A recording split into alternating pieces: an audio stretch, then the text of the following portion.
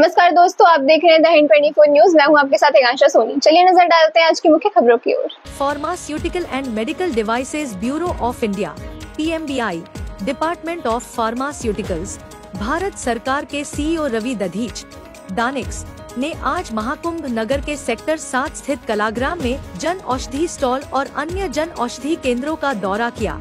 इस दौरान उन्होंने आगंतुकों और केंद्र संचालकों से संवाद कर प्रधानमंत्री जन औषधि योजना की उपयोगिता और लाभों पर चर्चा की। रवि दधीच ने जानकारी दी कि महाकुंभ नगर में 5 जन औषधि केंद्र स्थापित किए गए हैं, जिनमें से एक केंद्र कलाग्राम में स्थित है। ये केंद्र महाकुंभ मेले की पूरी अवधि के दौरान संचालित रहेंगे। इनका उद्देश्य सस्ती, गुणवत्तापूर्ण दवाओं की जानकारी और उपलब्धता सुनिश्चित करना है। उन्होंने कहा, जन औषधि केंद्रों से दवाएं खरीदने पर आम जनता को 50 से 90% तक की बचत होती है। दधीच ने बताया कि उत्तर प्रदेश में 2633 जनवरी औषधि केंद्र संचालित हैं, जबकि प्रयागराज में ऐसे 62 केंद्र कार्यरत हैं।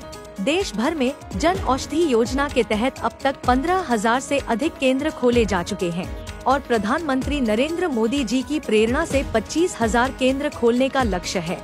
इस वर्ष इन केंद्रों के माध्यम से 2000 करोड़ रुपए की दवाइयों की बिक्री का लक्ष्य है, जिसमें से 1500 करोड़ रुपए से अधिक का लक्ष्य पहले ही पूरा हो चुका है।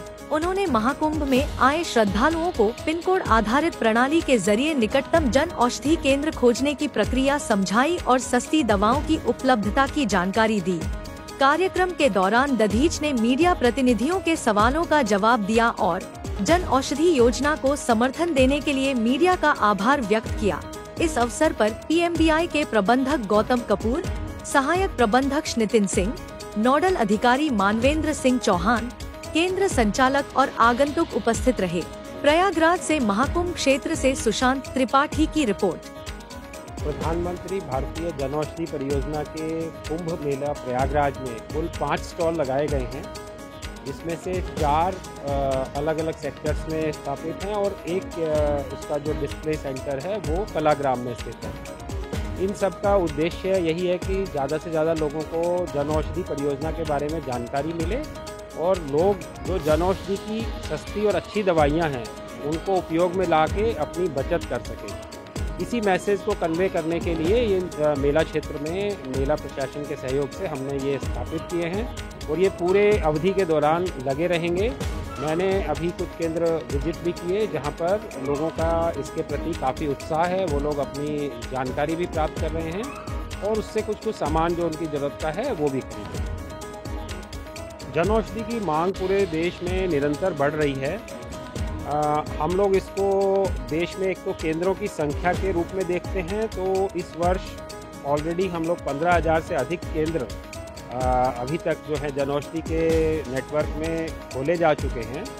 पिछले 1 वर्ष में ही लगभग हर 2 घंटे में एक जन औषधि केंद्र देश में खोला गया और 1 साल में लगभग 4,500 केंद्रों की वृद्धि की गई। जब माननीय प्रधानमंत्री जी ने 30 नवंबर 2023 को 10,000 में जन औषधि केंद्र की शुरुआत की थी, उसके बाद और 25,000 जन औषधि केंद्र खोलने का देश में लक्ष्य रखा गया है। उसको प्राप्त करने के लिए बड़ी तेज़ी से हमने इसके केंद्रों की संख्या पूरे देश को कवर करने के लिए की है।